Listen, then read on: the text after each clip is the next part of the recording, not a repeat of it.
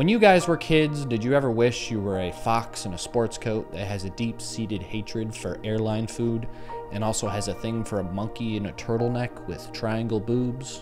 No? Just me and the furries? Got it.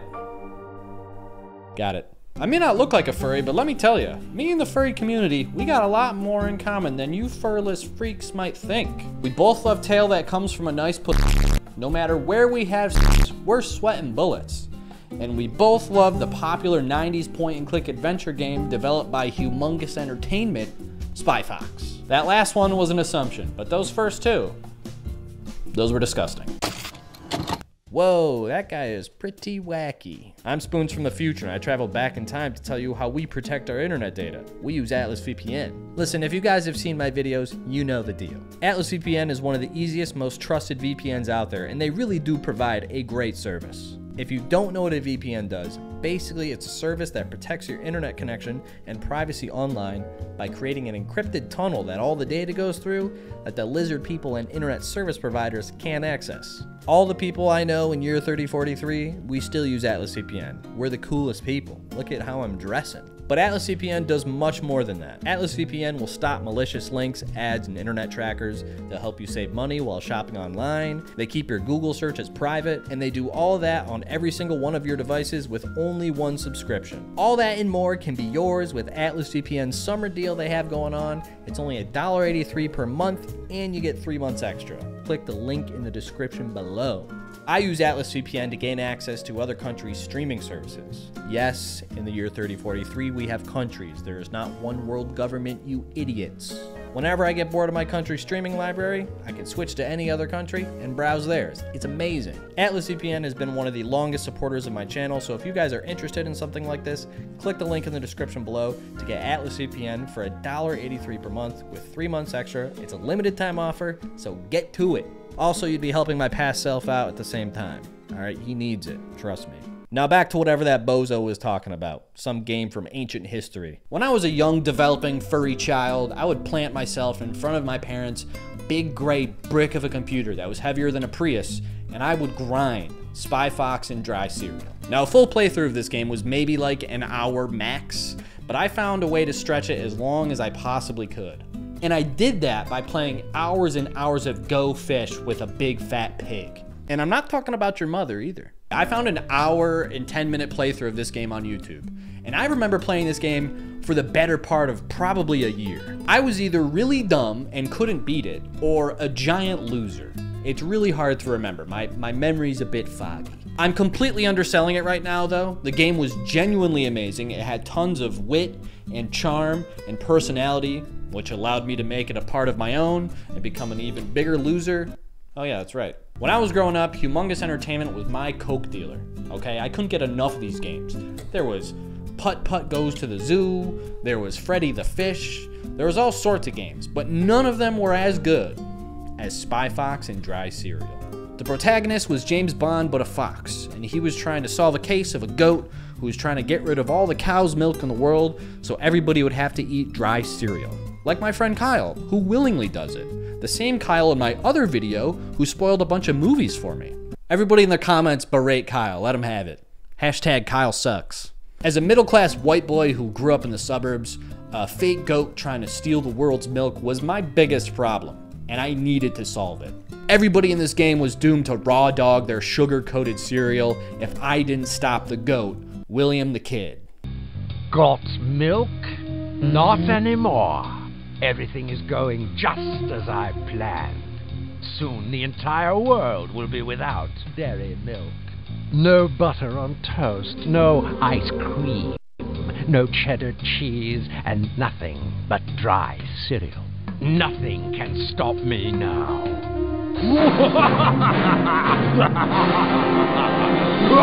I fucking hated this guy.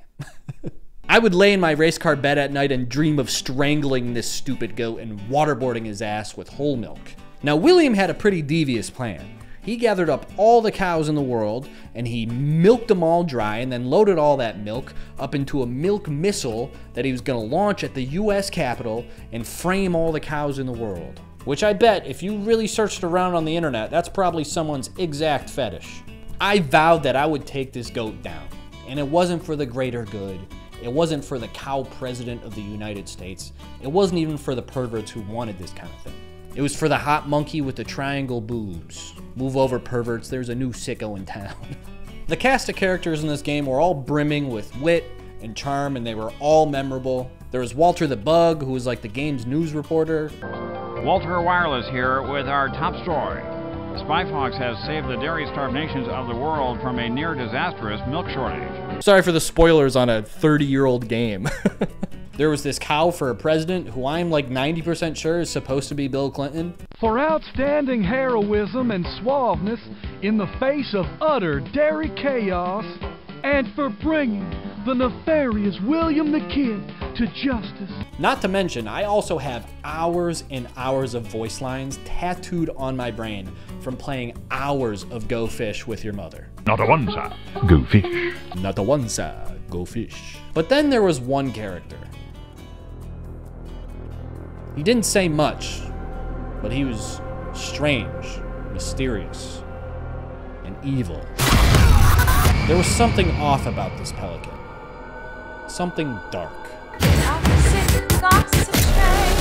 He had one job in this game, and that was to rip open his shirt and show you his tattoo on his chest. Wanna see my tattoo? He wouldn't stop. He would just sit there all game waiting for you to click on him so he could rip open his shirt and show you his tattoo. And I would for hours. I would always come back and click and gaze at his bare chest. My 10-year-old brain would get lost in his pelican chest. Wanna see my tattoo? Wanna see my tattoo? Wanna see my tattoo? And that's how I started liking animals. Anyways, the star of this show was Spy Fox.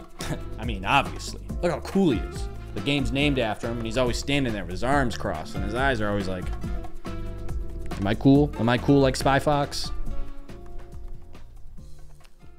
Yeah, I am. I wanted to be this fox when I was a kid.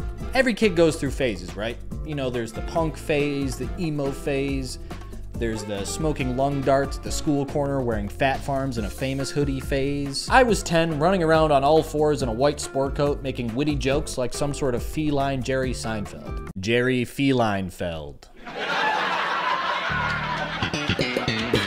But listen, I'm not special. Any kid who played Spy Fox probably wanted to be Spy Fox. He could jump from a plane, stick the landing on a whoopee cushion, and it would blow your fucking mind.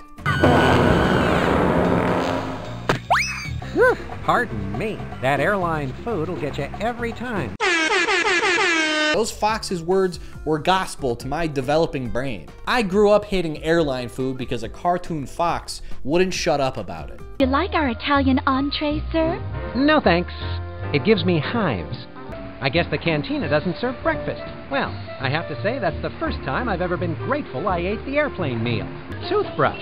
And I sure could use one after that airplane meal. Until my senior year of high school, I thought 9/11 happened because of some bad microwave airline dinners. I mean, maybe I took it too far in my own head, but those airline eggs are haram as far as I'm concerned. He was also right about women too. I mean, guess who also had a thing for a monkey in a turtleneck?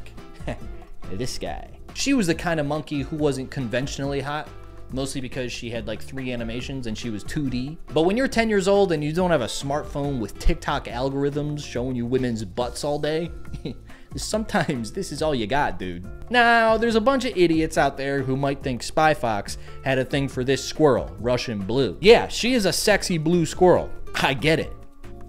What the fuck? But first of all, she's in cahoots with the damn billy goat, all right? And second, this is Spy Fox we're talking about here, okay? He could smooth talk his way into any animal he wanted to. He was just using her for intel. Pretty James Bond move. All right, he planted a bug in her purse, which is just Walter reporting live from her purse. It's hilarious. It's so awesome. Coming to you live inside the purse of Russian Blue. Just moments ago, Russian Blue ran off her boat, jumped in her sports car, and sped out of the parking lot. You ever want cool spy gadgets as a little youngin'? Of course you did. We all did. That's why movies like Agent Cody Banks exists. Fucking creep. That's why we all went to our Scholastic book fair and got invisible ink so we could draw incognito wieners everywhere. Dude, I was like Michelangelo on the walls of my room, and my family had no clue. It was awesome. I was cool as hell, and I had friends. Spy Fox was decked out with the coolest gadgets, and I wanted them so bad. He had a laser toothbrush that could cut through thick steel, which is just a nasty accident waiting to happen if you ask me. Spy Fox is drunk one night trying to get behind his molars, and he just turns his brain into spaghetti. He also had this dope watch that I had actual dreams about. I could FaceTime my boo whenever I wanted to. Spy Fox, I'm glad you checked in. How's it going? I've been really trying. There was a nickel that if someone bent down to pick it up, it would trap them in a net. Which...